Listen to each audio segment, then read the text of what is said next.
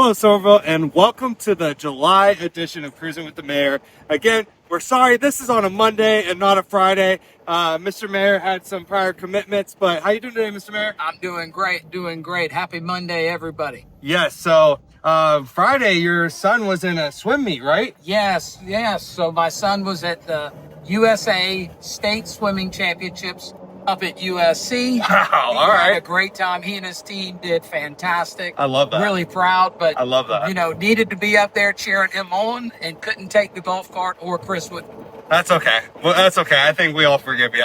But no, let's dig into the meeting. Yes. So first things first, what I think most of the people who are watching probably realized, it was a very busy meeting. It was. We had a lot of community members come out and represent their thoughts, their opinions, their kudos at the town meeting. Do you want to talk a little bit about that? How kind of awesome it is that we have community involvement in our local government.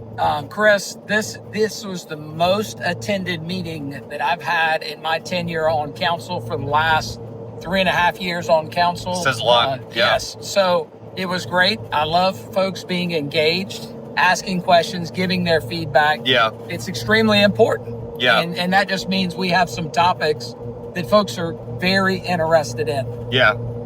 I mean, for sure. And let's dig into some of those topics because I think it's good for the conversation. First, I want to bring up is Newington. Yes. There was a lot of talk. We had a majority of the folks that showed up at town were Newington residents. I believe so. And so by show of hands, yeah, probably 80 people Yeah. were representing, Yeah. or at least agreed with the comments that were being posed by the folks from that community. honestly, it's kind of Pretty impressive. impressive. It's pretty Very impressive. impressive. So kudos to the Newington community for showing up on a cause. I love that. I know our council loves that. Can you talk a little bit about the discussion and the process of what happened specifically with the Newington subject? Absolutely. So along Loudon and King Charles, there is a piece of property, approximately a little over 4 acres that requested to be annexed in, and they supposedly own and control a larger portion, approximately 30 acres, that is currently in town and zoned MFR, which is multifamily residential. Okay. The applicant has communicated some plans to build over 100, I think it's 180 apartments if they're able to annex this in. And the community was extremely concerned for several reasons. One, they already experienced traffic in this corridor, and the Berlin Myers Parkway, while it's been a great asset to the overall community, they have noted increased cut-through traffic since its opening. There are 2 schools also that they were very concerned about the safety of the children, but also how gridlock it gets during school pickup and drop off, and how that affects their community. So a lot of concerns related to safety, well-being for their children, but also their quality of life. Justifiable concerns, Absolutely. honestly, yeah.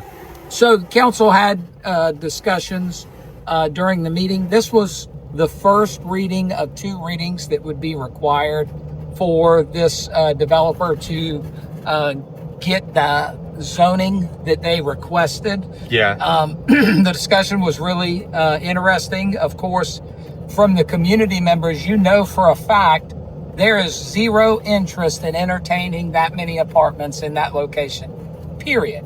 We heard that loud and clear, and I think council, from my understanding, all agrees that that is not what council wants. However, first reading was passed, and I was one of the folks who voted to pass first reading because I heard a lot of the concerns from the community members, and this developer may have an opportunity to use some of their funding to solve some of their challenges. I wanted the developer to have the opportunity to work with community members so the community members could shape what actually would go there.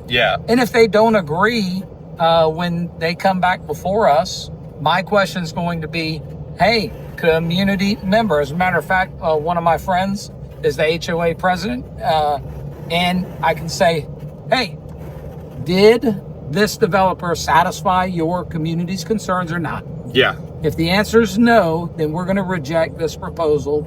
And if it's yes, then they're probably going to have a different proposal in front of us.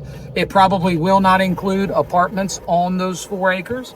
It would probably include, from what I understood, single family homes. Yeah. Now, under its current zoning, and I know we're getting long in this, but under its current zoning, there are rights that the property owners have. So this is currently zoned in the county, these 4 acres that we're talking about.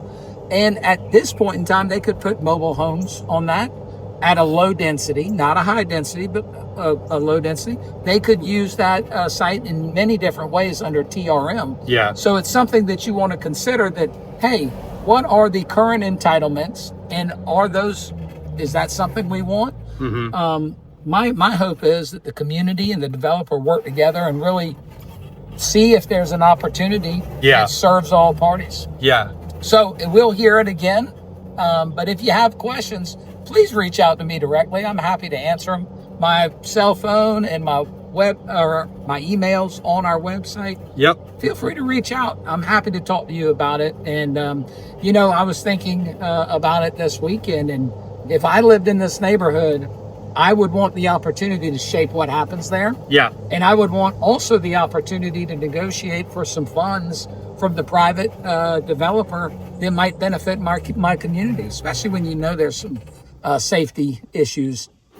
For there. sure. Yeah. For sure. That was long-winded, but... No, it makes sense, right? You have enhancement you could have the potential enhancement of that intersection, but having an opportunity to be a team with a developer rather than the developer going off and doing their own thing, and then having the town have a say on that land rather than not having a say is important as well. And so there's a lot of discussions that need to happen. Like Mayor said, please, if you have any questions, concerns, complaints, you want your opinion heard, reach out to us. Reach out to the mayor directly. Reach out to your district councilman.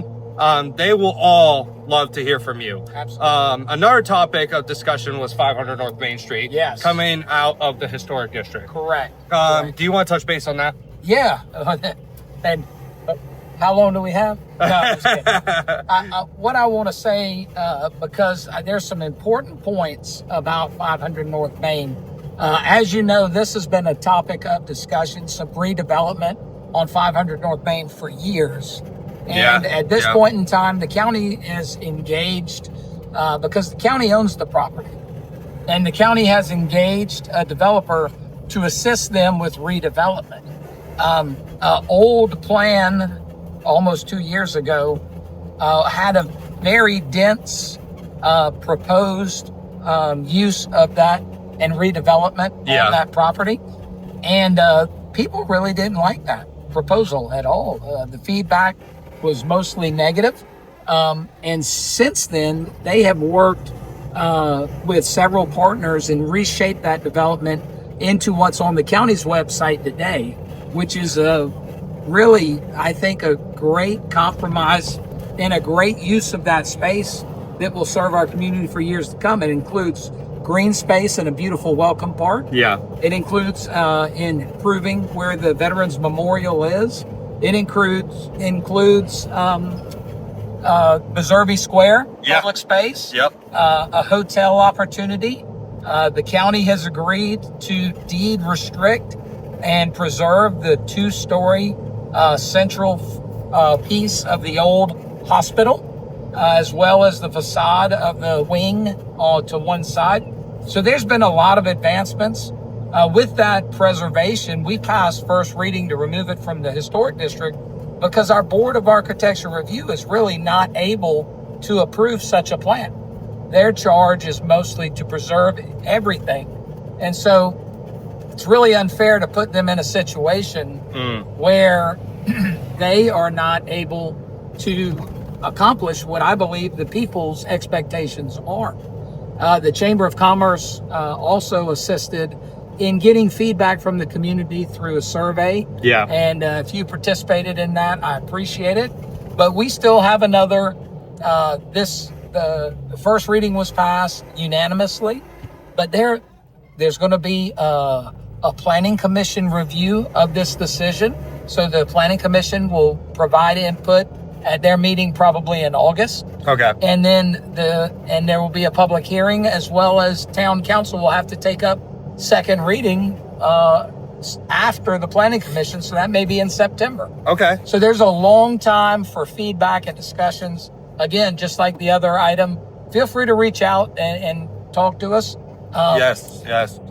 With the deed restriction, preserving that key component of the old hospital, the parks that will be there, and created the green space and the welcome entryway.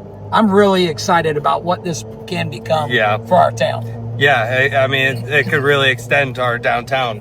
Yes. The Hutchinson Square look and feel of downtown could potentially be extended, right? I agree. On top of the Main Street Resiliency Project that the town is implementing, it could be huge. It really can. It could be huge. It really can.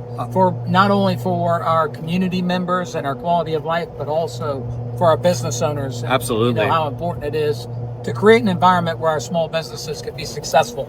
Yeah, I mean, let's be honest. Outside of Charleston, in the Low Country, there's very few places that have a dedicated downtown. Right? Yeah, exactly. And we have that here in Somerville. So let's implement. Let's build on it. Right? Let's be proud of it. Because it is beautiful. It is so beautiful. We're blessed. We are.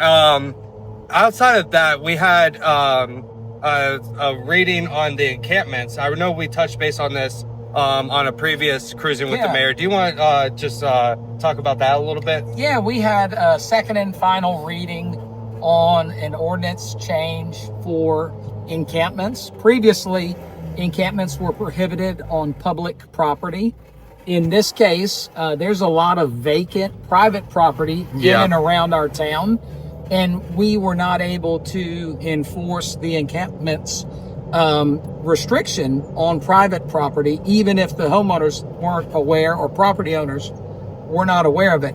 So we added the terminology in there and provided some opportunity where, hey, if someone is camping on uninhabited private property, we will make contact with the individuals.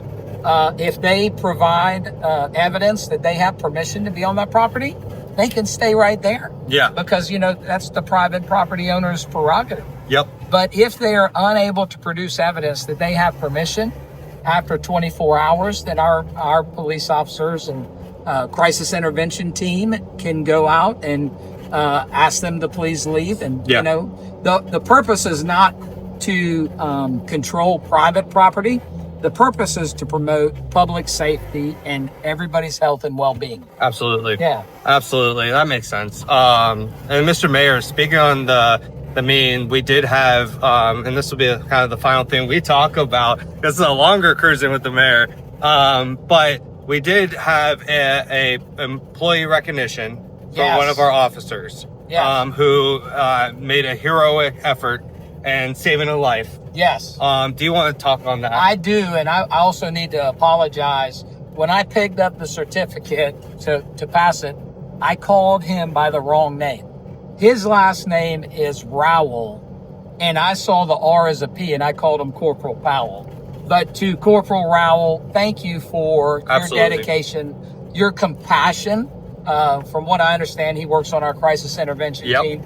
Was called in when a gentleman was getting ready to take his own life by jumping off one of our overpasses. Yep. And without Corporal Rowell's proactive and compassionate response, he wouldn't have gotten close enough to actually grab and save this gentleman. Yeah. Chief Wright gave a little bit of a testimony to what occurred and said in his career, this is the closest he's ever seen to someone jumping. And our own corporal, who was recognized, cared enough to put himself at great risk to save his life. And I am forever grateful. And I believe that really reflects what our town is all about. Caring about each other.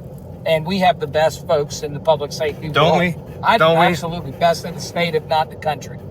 The men and women who risk their lives every day protecting us in our public safety, the fire department, the police department, without the training, without the dedication, without putting their life at risk, I mean, we're saving lives, right? And so it's so important that we do continue to support our men and women in our public safety with training and just with love and encouragement, because, you know, I mean, look at this story, right? Yeah, they're here for us on our worst days. Absolutely, Yeah. absolutely.